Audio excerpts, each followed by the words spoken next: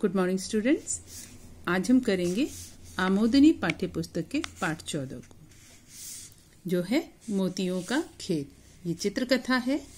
चित्रों के माध्यम से ये कथा कही गई है, कहानी बताई गई है। तो पाठ शुरू करें इससे पहले हम करेंगे शब्दार्थ।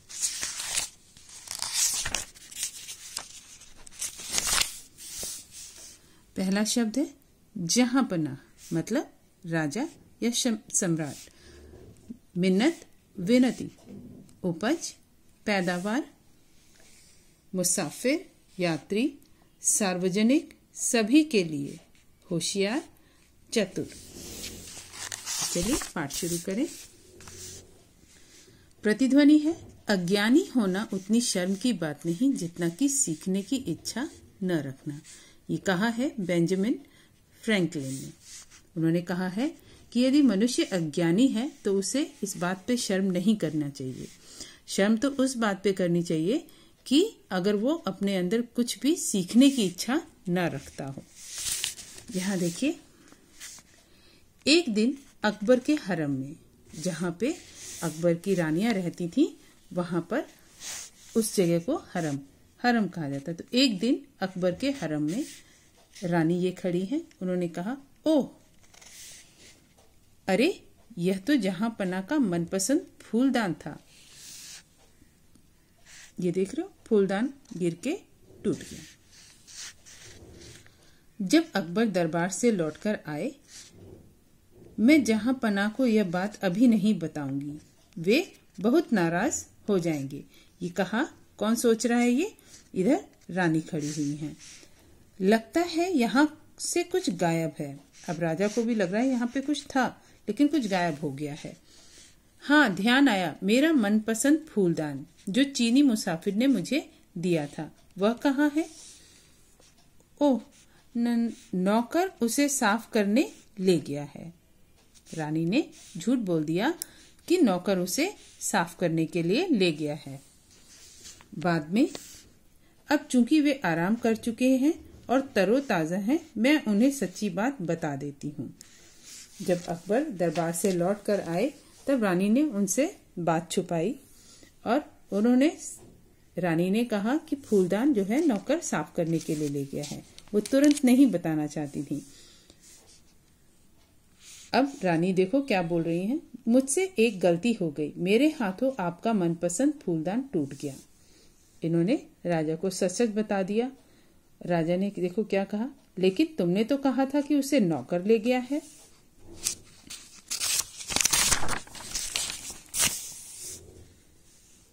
मैं आपको पहले बताने से डर रही थी, तो तुमने झूठ कहा। सम्राट अकबर की बेगम होकर तुम झूठ कैसे बोल सकती हो? अकबर कह रहे हैं कि तुमने मुझसे झूठ क्यों कहा? तुम तो सम्राट अकबर की बेगम हो, तो तुम्हें झूठ बोलने की जरूरत नहीं थी। पर वह तो दुर्घटना थी। रानी ने कहा, जो अकबर की बेगम है, उन्होंने कहा, वो तो एक दुर्घटना थी। फूलदान तोड़ने के जुर्म में मैं तुम्हें माफ करता हूँ, पर मैं तुम्हारा झूठ माफ नहीं कर सकता। अकबर ने कहा कि मैं तुम्हारा झूठ माफ नहीं करूंगा, तुम्हें फौरन यह महल छोड़कर जाना होगा। राजा ने, सम्राट अकबर ने उनको महल से निकाल दिया। जाना होगा। बेगम के लाख मिन्नतें करने पर भी अकबर अपने निर्णय पर अटल रहे। बेगम उन्हें मनाती रही, मिन्नत करती रही, विनती करती रही कि मुझे मत निकालिए, लेकिन सम्राट अकबर जो थे, उन्होंने ये बात नहीं मानी। काश बीरबल शहर में होते तो जरूर कोई रास्ता निकालते। बेगम जो है वो मनी मन सोच रही हैं। इस तरह से डॉट जो होते हैं ना, इसका मतलब है कि इंसान, ये जो पात्र है, कैरेक्टर, वो कुछ सोच रहा है। खबर आग की तरह फैल गई। बेगम जा रही हैं। सभी लोग आपस में बातें करने लगे। जहांपना ने कहा कि वे झूठे लोगों को बर्दाश्त नहीं कर सकते। यहाँ लोग आपस में बातें कर रहे हैं। एक कह रहा है कि बेगम जा रही है, दूसरा कह रहा है कि जहांपना जो है वो झूठ को बर्दाश्त नहीं कर सकते, इसलिए रानी को, बेगम को महल से निकाल दिया। अगले दिन दरबार में सब दरबार लगा हुआ है। अकबर बोलते हैं, मैं एक महत्वपूर्ण बात पूछना चाहता हूँ। क्या तुमने कभी झूठ कहा है? सभी लोगों से अकबर ने पूछा, क्या आप लोगों में से किसी ने कभी कभी झूठ कहा है? बेगम की दशा से वाकिफ सभी दरबारियों ने एक साथ जवाब दिया, नहीं, कभी नहीं, कभी नहीं, नहीं हुजूर, कभी भी नहीं। बेगम की दशा से वाकिफ, बेगम की हालत से सब लोग एकदम, उनको पता था कि बेगम को झूठ बोलने पर निकाल दिया गया। अगर कोई ये कह देता हाँ हमने झूठ बोला है, तो सम्राट उसे भी बाहर निकाल देते।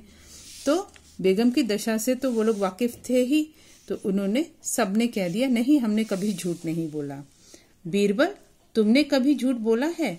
तो बीरबल बोलने लगे, शायद बोला होगा। क्या मतलब? क्या तुम ईमानदार आदमी नहीं हो?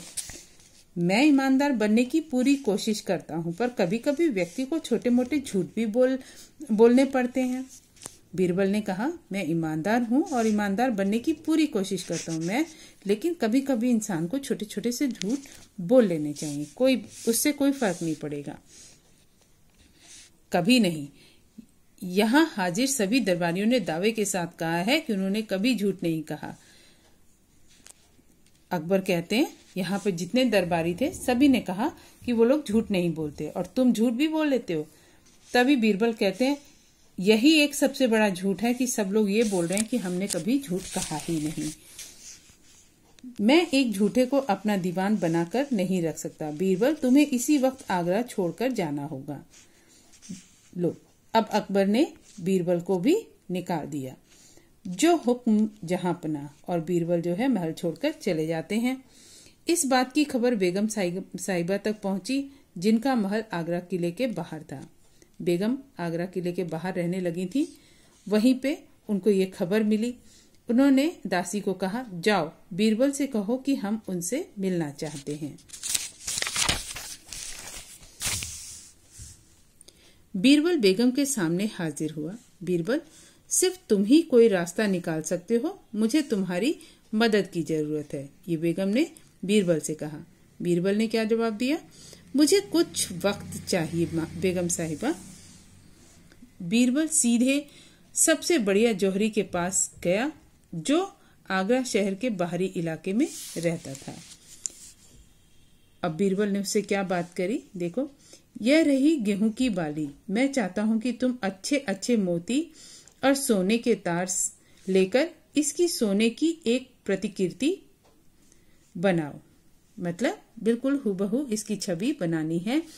किससे बनानी है? मोती और सोने के तार से जोड़कर, बिल्कुल इसी की तरह जैसे ये गेहूं की बालियां हैं, उसी तरह अच्छे अच्छे मोती और सोने के तार से जोड़कर बिल्कुल गेहूं की बालियों की तरह दिखने वाले पौधे जैसे बनाने के लिए बीरबल ने इस इंसान को कहा। और इंसान क्या बोलता है, जी हुजूर। 1 महीने के बाद अब क्या, जहां पनाह, बीरबल आपसे मिलने आए हैं, उसे अंदर आने दो। दरबान कहता है, बीरबल आपसे मिलने आए हैं, और सम्राट कहते हैं, उसे अंदर आने दो। बीरबल आकर कहते हैं, जहां पनाह, हालांकि आपने मुझे राज्य से निकाल दिया था, फिर भी मैं आपको भूल नहीं सकता। मेरी मुलाकात एक मुसाफिर से हुई, जिसने मुझे मोतियों की अद्भुत बाली दी। मोतियों की बाली? जो गेहूं का जो पौधा होता है ना, इसको हम बाली कहते हैं। तो इसने बताया बीरबल ने कि मुझे किसी मुसाफिर ने गेहूं की जगह मोतियों की बाली दी। उसमें तो आश्चर्य हुआ अकबर को। उन्होंने बोला, अगर इसे बोया गया, नहीं, ये बीरबल ने कहा, अगर इसे बोया गया तो मोतियों की फसल पैदा होगी। वाह, क्या बात है, क्या तुम्हें यकीन है कि ऐसा हो सकता है? सम्राट ने कहा। उन्होंने कहा, वाह क्या बात है, क्या तुम्हें यकीन है कि ऐसा होगा, कि हमने अगर ये बालियां बो दी तो मोती पैदा होंगे? अजमाकर देखा जा सकता है, बीरबल ने कहा। जहां पनाह, इसके लिए हमें शुद्ध उपजाऊ जमीन की जरूरत पड़ेगी। तो जाओ और योग्य जमीन की तलाश करो, सम्राट ने कहा।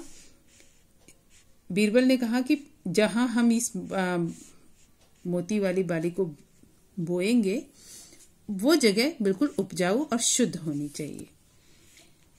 फिर अकबर ने कहा कि ठीक है, अब तुम ही ढूंढो उस जमीन को। कुछ दिनों बाद मुझे योग्य जमीन मिल गई। हम अगले हफ्ते पूर्णिमा के शुभ दिन मोती बोने का कार्य कर सकते हैं। सार्वजनिक घोषणा की गई और निर्धारित जगह पर भारी संख्या में भीड़ इकट्ठा हो गई। सभी लोग इकट्ठा हो गए। मोतियों की बाली जहां बोनी थी वहां लोग इकट्ठा हो गए। अब सब लोग इकट्ठे हो गए। चलो जल्दी करो, कितना बढ़िया सुझाव है मोतियों का खेत।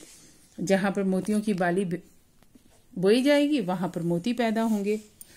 अब चलो बीरबल, मोती बोने का समय आ गया। अकबर ने कहा, चलो अब तो मोती बोने का समय आ गया। बीरबल ने कहा, नहीं नहीं जहांपना, मैं नहीं बो सकता। बोने का कार्य किसी ऐसे व्यक्ति को करना होगा जो शुद्ध हो, जिसने कभी कोई पाप न किया हो और जिसने कभी झूठ न बोला हो।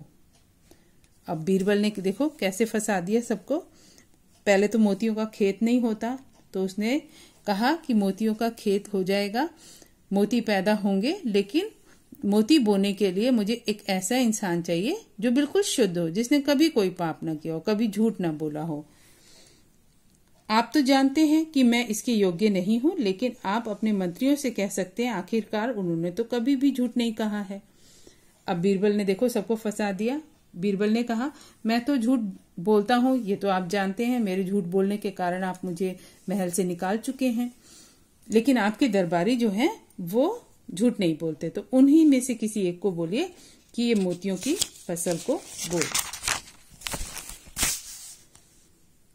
आ गई शामत, खुसुर फुसुर। अब सब लोग आपस में बात करने लगे। अगर हमने मोती बोए और उपज नहीं हुई तो हमें दोषी ठहराया जाएगा कि हम लोग भाई झूठ बोल चुके हैं। आपस में सब फिर से बात कर रहे हैं। इधर एक के बाद एक करके अकबर के सभी दरबारी बोलने लगे, नहीं नहीं मैं कर नहीं सकता, नहीं मैं नहीं कर सकता, और मैं भी नहीं। सबने कहा, नहीं मैं नहीं कर सकता। अब केवल आप ही बचे हैं जहांपना। बीरबल में देखो अकबर से कहा, आप ही बचे हैं, आप बिल्कुल झूठ नहीं बोलते हैं, तो आप ही बचे हैं, आप ही मोतियों की फसल बोएंगे। आप मोती के बीज बोएं, यही उचित रहेगा। हम नहीं बो सकते, हमें यकीन है कि हमने बचपन में बहुत ही गप मारी होगी। अब देखो सम्राट खुद ही कबूल कर रहे हैं कि हो सकता है बचपन में मैंने भी झूठ बोला हो।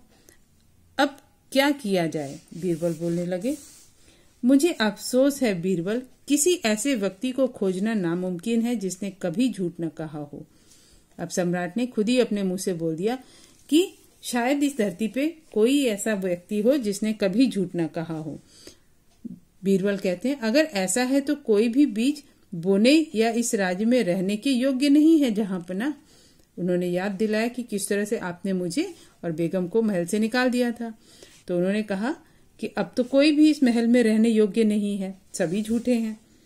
हम तुम्हारे कहने का मतलब समझ गए। अकबर, समझ गए मतलब? मुझे मोतियों का खेत नहीं मिला, पर कम से कम मुझे अपना होशियार दीवान वापस मिल गया। सम्राट खुश हुए कि मुझे मोतियों का खेत नहीं मिला, कोई बात नहीं, लेकिन मेरा होशियार दीवान बीरबल मुझे वापस मिल गया। जीवन मूल्य क्या है? हमें दूसरों की छोटी छोटी गलतियों को क्षमा कर देना चाहिए। छोटी छोटी भूल जो हो जाती हैं, गलतियां होती हैं, उसे माफ कर देना चाहिए। ठीक, तो पाठ यहीं पे समाप्त हुआ। अगली वीडियो में हम अभ्यास कार्य करेंगे। तब तक जो भी ये पाठ में आपने पढ़ा उसे सही उच्चारण के साथ इस पूरी चित्रकथा को आप पढ़िए और समझिए।